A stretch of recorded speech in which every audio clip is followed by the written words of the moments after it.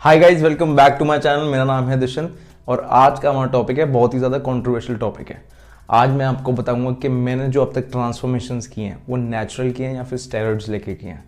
तो जज साहब, मैं आज आपको जो भी कहूँगा सच के सिवा कुछ नहीं कहूँगा। मेरे लिए जज आप हो। आप अगर भरोसा करते हो तो आप सच मानना, नहीं भरोसा करते अगर नहीं भरोसा हो तो झूठ मान लेना। तो बहुत सारी क्वेरीज थी जब मैंने अब इंस्टा पे एक रील डाली थी कि मेरे ट्रांसफॉर्मेशन को लेके। तो आई बिलीव ये सवाल होना ही नहीं चाहिए था, बट बहुत सारे बुद्धिजीवी हैं, वो लोग अक्सर सवाल खड़े कर देते हैं कि ये नेचुरल है ही नहीं, ऐसा हो ही नहीं सकता, पॉसिबल नहीं है। बिकॉज जो भी एक्सपीरियंस हैं या थोड़े एडवांस लेवल के लोग हैं वो साफ बता देंगे मेरी बॉडी देख के कि मैं नेचुरल हूँ या फिर नहीं हूँ। अब इस बीच में क्या होगा, मैं बहुत सारे फोटोज़ वीडियोज़ डालता रहूँगा, तो फिर उससे आप लोग जज करना कि ये बात सही कह रहा हूँ या फिर मैं गलत कह रहा हूँ।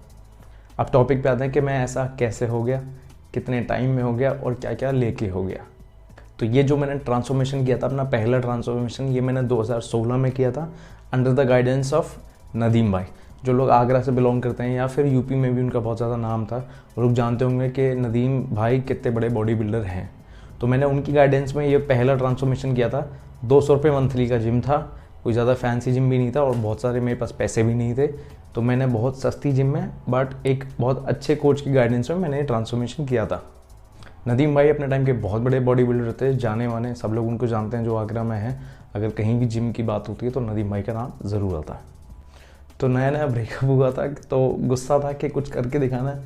तो यही एक रास्ता मिला कि ये करके दिखाया था। बहुत छोटी सी जॉब करता था, लगभग 10,500 सैलरी थी, तो सारी सैलरी इसी ट्रांसफॉर्मेशन में फूंक दी। तो मैंने जो सप्लीमेंट्स लिए थे इस ट्रांसफॉर्मेशन में, वो मैंने लिए थे एक वे प्रोटीन, ग्रीन कलर के कैप्सूल्स थे, वो फैट बर्नर था बट मेरे को नाम आज तक नहीं पता लगा। तो बस यही 2 चीज़ें लगी थी मेरे पहले ट्रांसफॉर्मेशन में।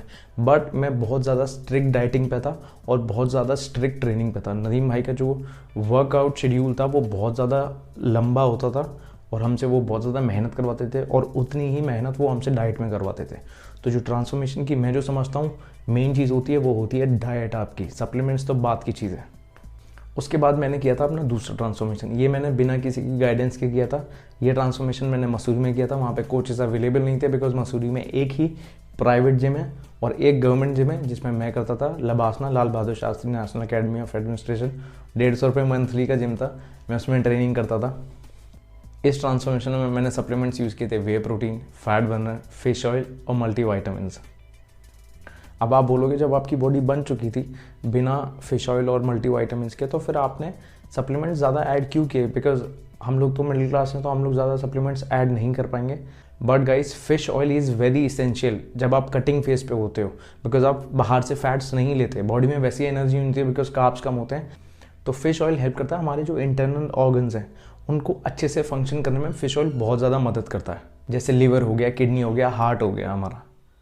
वैसे तो हमें इसे 12 महीने लेने चाहिए बट लोग अभी इसकी इंपॉर्टेंस जानते नहीं कि फिश ऑयल सप्लीमेंट कितना ज़्यादा इंपॉर्टेंट है। लोग इसको बहुत ज़्यादा निगलेक्ट करते हैं। मैंने अपनी रील्स डाली थी तो मैंने लोगों को अपना सप्लीमेंट बैग चेक कराया था, मतलब अपना जिम बैग। उसमें बहुत सारे सप्लीमेंट्स थे, सबसे ज़्यादा क्वेरीज थी फिश ऑयल को लेके, जो कि मैंने अपने दूसरे ट्रांसफॉर्मेशन में भी यूज़ किया था। तो मैं बता दूं कि गाइस, फिश ऑयल एक बहुत ज़्यादा इंपॉर्टेंट सप्लीमेंट है।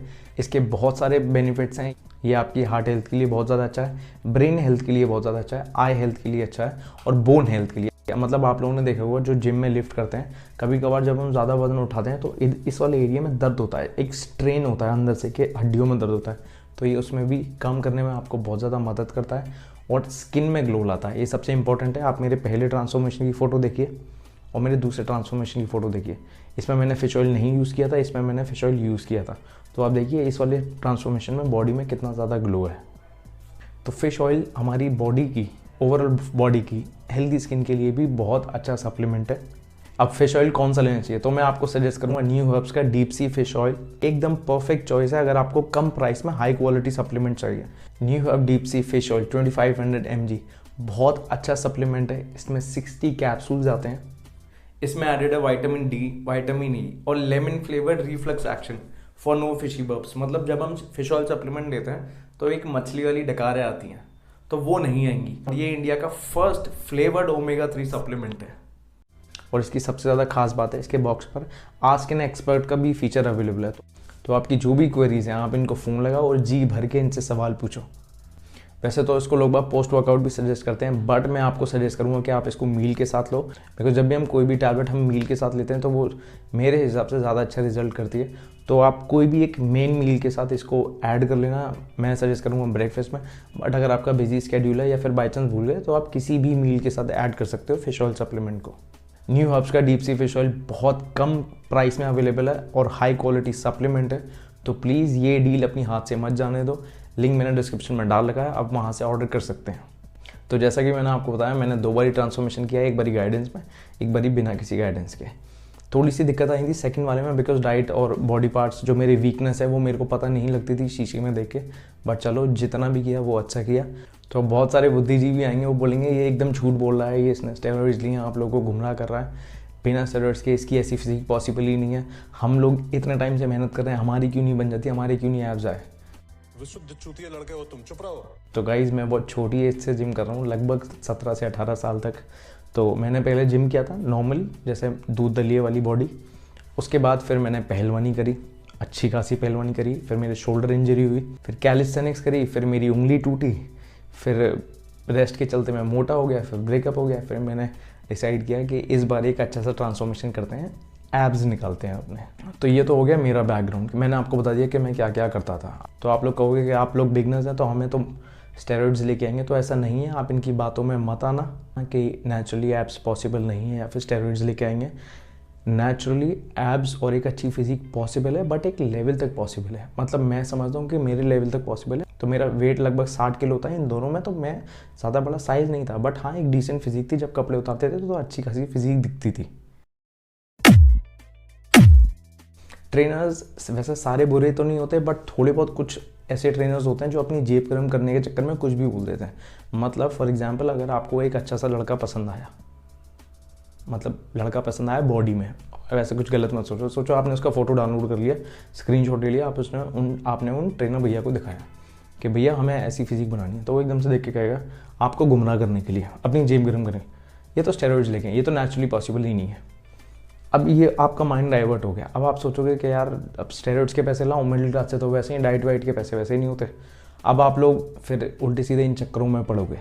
तो ऐसा नहीं है, एक बारी क्या पता आप उस लड़के से जाके ही बात कर लो, अगर आपको उसकी फिजिक अच्छी लग रही है तो उससे गाइडेंस ले लो, क्या पता वो सच बता दे। वैसे तो कोई नहीं बताता अगर उसने मान लिया है तो, बट अगर बता दे तो बहुत अच्छा। बाकी अगर आपको कम्पीट नहीं करना तो आप स्टेरॉइड्स क्यों ले रहे हो जब आपका काम नहीं है। आपको एक अच्छी फिजिक बनानी है, आप नेचुरली पॉसिबल है एक अच्छी फिजिक, अच्छी डाइट के साथ, अच्छी ट्रेनिंग के साथ और अच्छी गाइडेंस में। ये ट्रेनर्स आपको, जो बंदा नेचुरल है उसकी अच्छी फीस है, ये उसको भी एकदम बताएंगे कि इसने स्टेरॉइड्स लिए हैं, ये नैटी नहीं है। तो आप किसी की बातों में आके उम्मीद मत छोड़ना कि नेचुरली एब्स पॉसिबल नहीं है, नेचुरली हम बॉडी नहीं बना सकते। आप मेहनत करो, आप अच्छी डाइट लो, अच्छी ट्रेनिंग करो, सब कुछ पॉसिबल है एक लेवल तक। अगर आप यहाँ से लेकर यहाँ तक जाने की सोच रहे हो नेचुरली, तो I don't think that it's possible. फिर भी चाहे कुछ भी हो जाए, आप लोग इन स्टेरॉइड्स वगैरह के चक्कर में प्लीज़ मत पड़ना। बहुत सारे ऐसे एग्जाम्पल्स हैं फिटनेस इंडस्ट्री में जिन लोगों ने नेचुरली फिजिक अचीव करी है और अभी तक मेंटेन कर रहे हैं, वो भी एक बहुत अच्छे लेवल पे।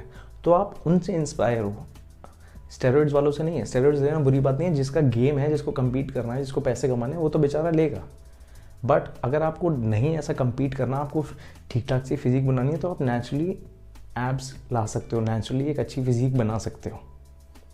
अब आजकल ये जो प्रॉब्लम आ रही है, ये इसीलिए आ रही है बिकॉज जो लोग नेचुरल नहीं हैं, जिन लोगों ने स्टेरॉइड्स लिए हैं, उन लोगों ने खुद को नेचुरल बताना स्टार्ट कर दिया है। तो लोगों की होप्स बढ़ गई हैं, लोगों को उस लेवल पे पहुंचना है। कुछ ऐसे फोटोज़ डाल रहा हूँ, लोगों को उस लेवल पे पहुंचना है कि हाँ हम इतनी नेचुरल पहुंच लेंगे। अब जब वो नहीं पहुंच पाते तो वो डीमोटिवेट होते हैं, तो वो गुस्सा करते हैं, गुस्सा करेंगे, फिर बोलेंगे कि यार ये सारे माल वाल लेने वाले हैं। तो नेचुरल बेचारा, फिर आप सब में जाके बोलोगे कि बिना सामान लिए बॉडी नहीं बन सकती, बिना स्टेरॉइड्स की बॉडी नहीं बन सकती, ये सब तो ऐसे करके गलत अफवाह उड़ती हैं। नेचुरली फिजिक पॉसिबल है। ये प्रॉब्लम पैदा ही इसलिए हुआ है कि जो लोग नेचुरल नहीं हैं, उन लोगों ने खुद को नेचुरल बोलना स्टार्ट कर दिया। मतलब अब ये दुनिया की डर से ले लो या फिर शर्म से, या फिर वो लोग बताना नहीं चाहते, तो लोगों की होप्स बहुत ज़्यादा बढ़ गई हैं। अब जो नेचुरल नहीं होते उनकी थोड़ी सी फिजिक अच्छी होती है, बट आपको पता है स्किन क्वालिटी वगैरह, तो लोगों की बहुत ज़्यादा होप्स बढ़ गई हैं। और आजकल एक वर्ड्स भी ये बहुत ज़्यादा फेमस हो गए, स्टेरॉइड्स, साइकिल, गियर, सामान, माल। आज से पहले ये वाले वर्ड्स कोई जानता भी नहीं था। उस टाइम पे जब किसी की अच्छी फिजिक हुआ करती थी, तब हम उसको क्या बोलते थे कि यार भाई इसने तो डब्बा खाया, इसने तो पाउडर खा लिया। तो तब के ज़माने में और आज के ज़माने में डिफरेंस ये आ गया कि हमने वो पाउडर वर्ड, वो डब्बा वर्ड रिप्लेस कर दिया स्टेरॉइड, साइकिल, गियर, माल, सामान। इसने तो माल लगा लिया। लोगों के एक्सक्यूज़ेस तब भी थे, लोगों के एक्सक्यूज़ेस आज भी हैं।